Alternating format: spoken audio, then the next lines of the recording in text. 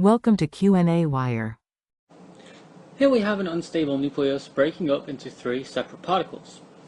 The first goes perfectly up, the second will go to the right, and the third is going in a direction that is unknown, but we can assume will be to the left and down because of the idea of conservation of momentum. The initial momentum here is going to be 0.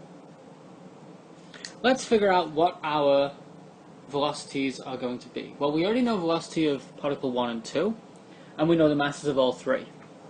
So what we're going to do is use the idea of conservation of momentum. Our initial momentum is 0.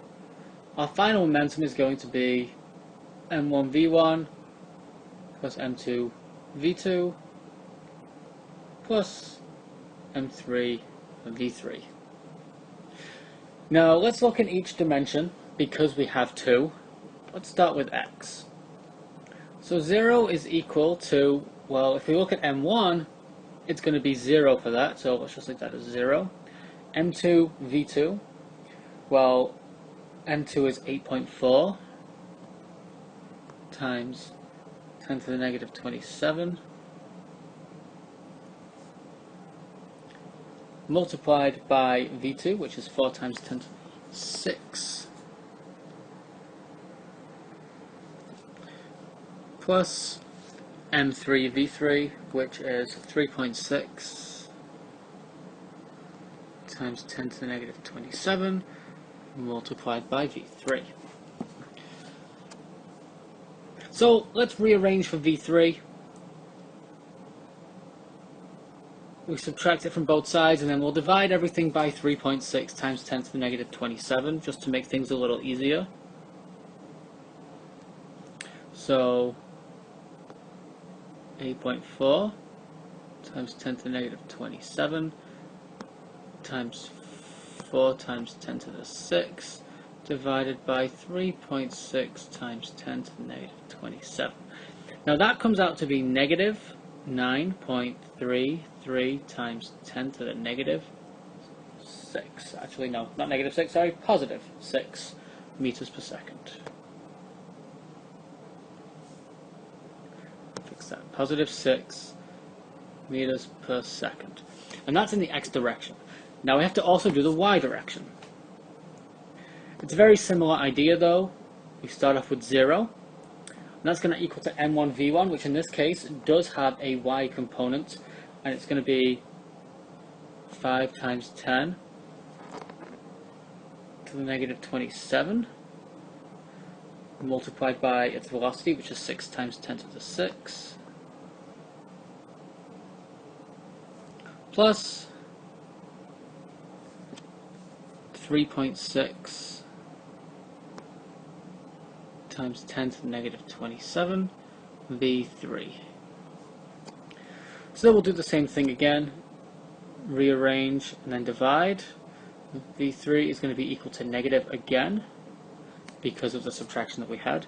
So 5 times 10 to the negative 27 multiplied by 6 times 10 to the 6 divided by 3.6 times 10 to the negative 27. So v3 is equal to negative 8.33 times 10 to the power of 6 meters per second. Now we have both the x and the y direction on this. Our final answer comes out to be that v3 is equal to negative 9.33 times 10 to the 6 I hat minus 8.33 times 10 to the 6 j hat meters per second for our vector notation. Now for the second part, what we have to do is find the overall increase in kinetic energy.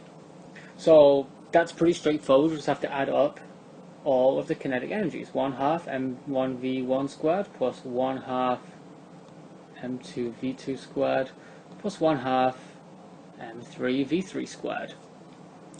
Now this is easier than said than done right now, because we don't know what V3 was as an overall value, we found the two components.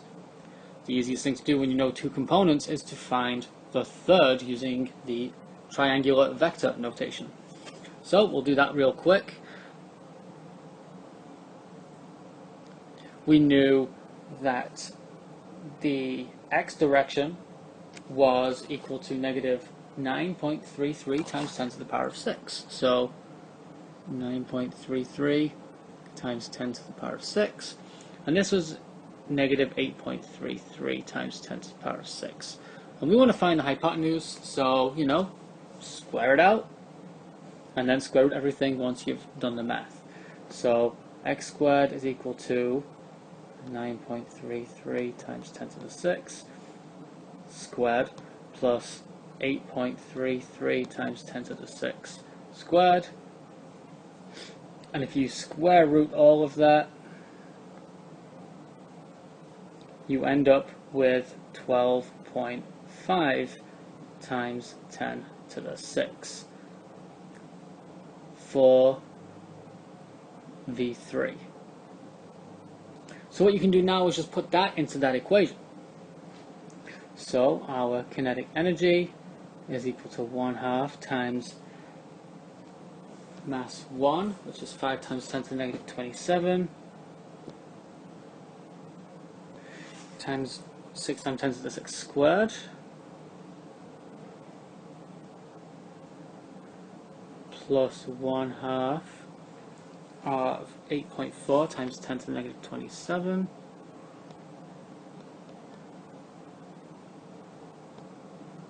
multiplied by 4 times 10 to the 6 squared,